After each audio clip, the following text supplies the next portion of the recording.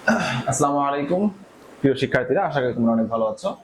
তো আজকে আমরা আলোচনা করতে যাচ্ছি তোমাদের ট্রাইগোনোমেট্রিক রেশিও এক্সারসাইজ 9.2 থেকে প্রবলেম নাম্বার হচ্ছে 24 এন্ড 25। ঠিক আছে, আচ্ছা দেখো 24 এখানে কি বলা আছে। এখানে cos square theta minus sin square theta is equal হচ্ছে 2 মাইনাস 5 cos থিটা। তো এই ইকুয়েশনটা আমাদের সলভ করতে হবে, সলভ করে আমাদের থিটার ভ্যালুটা বের করতে হবে। আর এখানে বলা আছে যে থিটাটা হচ্ছে আমাদের অ্যাকিউট অ্যাঙ্গেল। ঠিক আছে, তো এই থিটা অ্যাকিউট অ্যাঙ্গেল এটা বলার অর্থটা কি এটা আমি তোমাদের ম্যাথের শেষে বলবো ইনশাআল্লাহ, তাহলে তোমরা বুঝতে পারবে। ওকে, তো আমাদের প্রথমত কাজ হচ্ছে আমাদের এই ইকুয়েশনটা সলভ করে থিটার ভ্যালু বের করা। তো এখন আমরা এখানে দেখতেছি যে এই ইকুয়েশনের মধ্যে cos স্কয়ার থিটা এবং sin স্কয়ার থিটা দুইটাই আছে। তো দুইটা ভেরিয়েবল থাকলে তো আমরা এটাকে সলভ করতে পারবো না, অবশ্যই কি করতে হবে, কনভার্ট করতে হবে। তো আমরা এখানে cos স্কয়ারকে sin স্কয়ারে অথবা sin স্কয়ারকে cos স্কয়ারে আমরা কনভার্ট করব। ঠিক আছে, আচ্ছা তো এখন বিষয়টা হচ্ছে যে আমরা sin স্কয়ারকে কনভার্ট করব নাকি cos স্কয়ারকে কনভার্ট করব, এটা ডিপেন্ড করবে যে এই ইকুয়েশনের মধ্যে আরো কোথাও যে টার্মগুলো আছে সেখানে sin স্কয়ার আছে নাকি cos স্কয়ার আছে। দেখো এখানে 5 cos থিটা, এখানে তোমার দেওয়া আছে cos থিটা, তাহলে আমরা যদি sin স্কয়ারটাকে cos স্কয়ারে কনভার্ট করি তাহলে ফুল ইকুয়েশনটা cos স্কয়ার থিটা ইকুয়েশন হয়ে যাবে। ঠিক আছে, আচ্ছা তখন আসো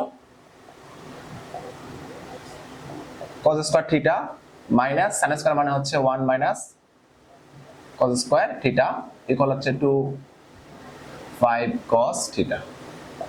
ঠিক আছে, cos square theta minus 1 plus cos square theta equal হচ্ছে 2 মাইনাস 5 cos থিটা। ওকে, এবার সবগুলোকে আমরা এক সাইডে নিয়ে আসি। এখানে হচ্ছে 2 cos square theta plus 5 cos theta, এটা দিকে নিয়ে আসলাম, মাইনাস হলে প্লাস হয়ে গেছে, আর 2টা আসলে মাইনাস হয়ে যাবে, তাহলে -3 ইকুয়াল হচ্ছে 0। এখন আমাদের এটাকে মিডল টার্ম করতে হবে, 3 টু 6, তাহলে 2 cos square theta plus 6 cos theta minus cos theta -3 equal হচ্ছে 0। 2 cos থিটা কমন নাও, তাহলে এখানে থাকে হচ্ছে cos theta plus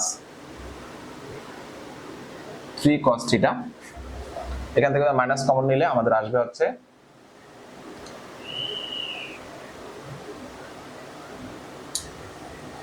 cos theta plus হচ্ছে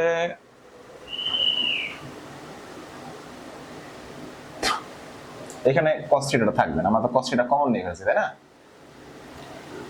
ওকে, তারপর -1 যদি আমরা কমন নেই তাহলে cos থিটা -3 মাইনাসে মাইনাসে প্লাস 3, গুড, ইকুয়াল হচ্ছে 0। এবার আসো আমরা cos থিটা প্লাস 3 কমন নিব, cos থিটা প্লাস 3 কমন, তাহলে আমাদের থাকতেছে হচ্ছে 2 cos থিটা -1 ইকুয়াল হচ্ছে 0।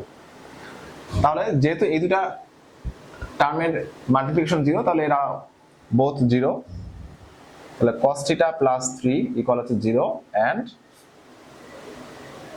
2 cos থিটা -1 ইকুয়াল হচ্ছে 0। তাহলে আমরা এখান থেকে পাচ্ছি যে cos থিটা ইকুয়াল হচ্ছে -3, এখান থেকে পাইতেছি হচ্ছে cos থিটা ইকুয়াল +1/2 হাফ। ঠিক আছে, আচ্ছা দেখো এখানে এই যে cos থিটা ইকুয়াল -3 এটা নট অ্যাকসেপ্টেড। কেন অ্যাকসেপ্টেড না? কারণ আমরা জানি যে cos থিটা এর ভ্যালুটা -1 থেকে +1 এর মধ্যে সীমাবদ্ধ থাকে। তাহলে আমাদের এটা হচ্ছে ভ্যালিড একটা ভ্যালু যে cos থিটা ইকুয়াল হাফ, তো আমরা এখান থেকে কি করব, থিটা এর ভ্যালুটা বের করব। ঠিক আছে, আচ্ছা তাহলে এবার আসো এই লাইন থেকে আমরা সামনের দিকে আগাই, cos থিটা ইকুয়াল হাফ, তাহলে আমরা লিখতে পারি তাহলে cos থিটা ইকুয়াল, যেহেতু আমরা থিটার ভ্যালু বের করব, তাহলে এই ভ্যালুটাকে আমরা cos-এ কনভার্ট করে দিব। তাহলে cos কত ডিগ্রি ভ্যালু হচ্ছে হাফ, সেটা আমরা জানি 60 ডিগ্রি, তাহলে আমরা এখানে লিখব cos 60 ডিগ্রি, তাহলে cos 60 ডিগ্রি ভ্যালু হচ্ছে হাফ। বোথ সাইড থেকে আমাদের cos যদি চলে যায় তাহলে থিটা ইকুয়াল থাকবে হচ্ছে কত ডিগ্রি, 60 ডিগ্রি। কত ডিগ্রি, 60 ডিগ্রি। ঠিক আছে, তাহলে আমরা যেহেতু এই জায়গাটা দেখো এখানে বলা আছে থিটা হচ্ছে অ্যাকুট অ্যাঙ্গেল, আর আমরা থিটার ভ্যালুটা পাইলাম হচ্ছে 60 ডিগ্রি, সো এটা হচ্ছে আমাদের একটা ভ্যালিড আনসার। কথা কি বুঝতে পারছো? আচ্ছা এবার আসো আমরা চলে যাব নাম্বার 25 এ। তো এইটুকু আমি একটু ইরেজ করে দিই। আচ্ছা এখানে দেখো আমাদের sin স্কয়ার cos স্কয়ার আছে, তো 3 এর সাথে যেহেতু cos থিটা আছে তাহলে আমরা এখানে sin স্কয়ারটাকে কনভার্ট করব, ঠিক আছে। আচ্ছা, তাহলে 2 sin স্কয়ার হচ্ছে 1 minus cos square theta plus হচ্ছে 3 cos থিটা মাইনাস 3 ইকুয়াল হচ্ছে 0। তাহলে 2 minus 2 cos square theta plus 3 cos theta minus 3 equal হচ্ছে 0, ঠিক আছে। আচ্ছা, তো এটাকে এই cos স্কয়ারটা আমরা যেহেতু মিডল টার্ম করব, এটাকে একটু সামনে নিয়ে আসি, অর্থাৎ সামনে হচ্ছে এটাকে প্লাস করতে হবে, তো আমরা সবগুলোকে ওই সাইডে নিয়ে যাই। তাহলে আমাদের ওই সাইডে নিয়ে গেলে হবে 2 cos square theta minus 3 cos theta, আর এটা আমাদের আসতো -1, ওদিকে গিয়ে হবে +1 ইকুয়াল হচ্ছে 0, ঠিক আছে। এবার মিল টার্ম করো, 2 cos স্কয়ার থিটা মাইনাস 2 1 যা হচ্ছে কত 2, তাহলে 2 cos theta minus cos theta +1 equal হচ্ছে 0, মিল টার্ম করলাম, ঠিক আছে। আচ্ছা, এবার আসলে আমরা কমন নিব হচ্ছে এখানে 2 cos থিটা কমন, তাহলে থাকতেছে আমাদের এখানে কি cos থিটা -1 মাইনাস কমন, তাহলে এখানে থাকতেছে cos থিটা -1 ইকুয়াল হচ্ছে 0। এবার আসো cos থিটা -1 কমন নিব, তাহলে থাকবে হচ্ছে 2 cos theta -1, 2 cos theta -1 equal হচ্ছে কত 0, ঠিক আছে। তাহলে 2 cos থিটা -1 আসছে কত 0। এবার আসো তাহলে এই পার্টটা 0, তাহলে আমরা লিখতে পারি নাও cos থিটা -1 ইকুয়াল 0, আর এটা আসবে 2 cos থিটা -1 ইকুয়াল 0। তাহলে এখানে cos থিটা ইকুয়াল কি আসছে বলো তো, cos থিটা ইকুয়াল হচ্ছে 1, এখানে cos থিটা ইকুয়াল আসছে 1/2, ঠিক আছে। তাহলে আমরা এখানে পাচ্ছি cos থিটা ইকুয়াল cos 1 কত ডিগ্রি বলো তো, এটা cos 0 ডিগ্রি। এখান থেকে আমরা পাচ্ছি cos থিটা ইকুয়াল হচ্ছে cos 60 ডিগ্রি, কত ডিগ্রি cos 60 ডিগ্রি।